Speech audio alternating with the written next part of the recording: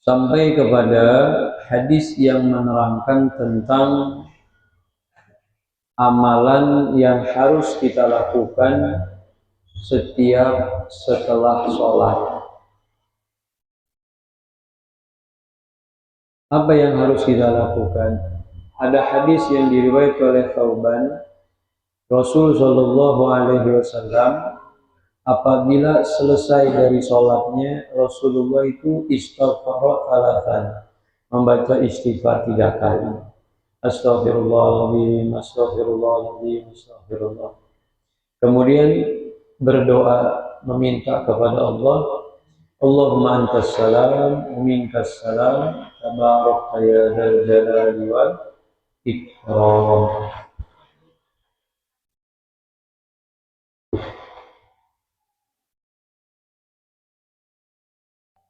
Perlu kita perhatikan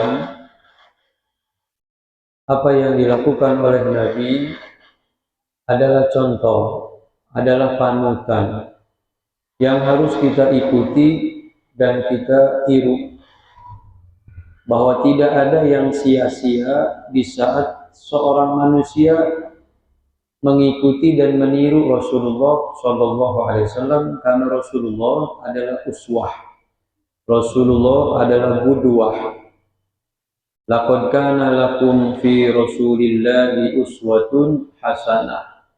Di dalam diri Nabi, apa yang dilakukan oleh Rasulullah, apa yang dikerjakan oleh Nabi, pasti mengeluarkan uswatun hasanah, suri tauladan yang bagus, suri tauladan yang baik. Jadi tidak ada yang tidak baik, semuanya adalah baik. Di dalam ibadahnya Nabi, taatnya Nabi, akhlaknya Nabi, budi pekertinya Nabi, apa yang dilakukan sama Nabi, semuanya amalnya baik.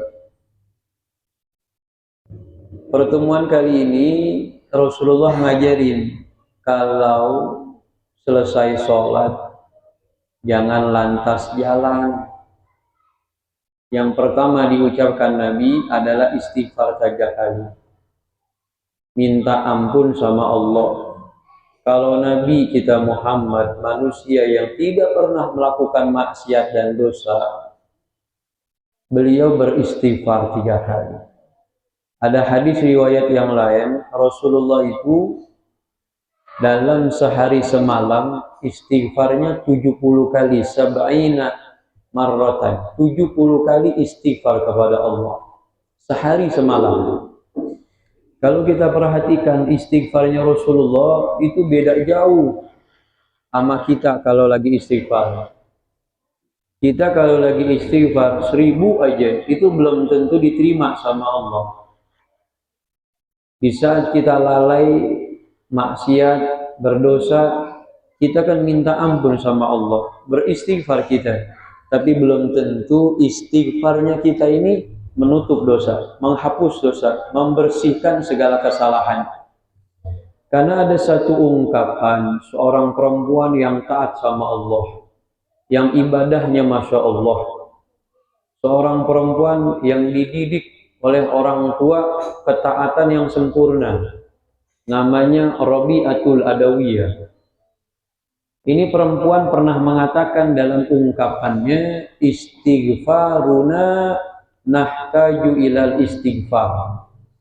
Kata beliau, istighfarku ini masih butuh istighfar. Artinya istighfarnya Rabi'atul Adawiyah belum tentu diterima sama Allah karena rasa takutnya, kesungguhan orang-orang yang meminta kepada Allah itu akan merasa, istighfar saya udah benar belum? Istighfar saya ini diterima tidak? Saya minta ampun sama Allah sungguh-sungguh apa main-main, apa bercanda? Karena kalau kita perhatikan berapa banyak orang-orang yang ngaku ibadah kepada Allah tapi ternyata tidak ibadah. Yang ngaku dirinya sholat tetapi dia tidak sholat. Yang ngaku dirinya tentang zikir, membaca sholawat kepada Nabi, tapi dia tidak zikir dan bersolawat kepada Nabi.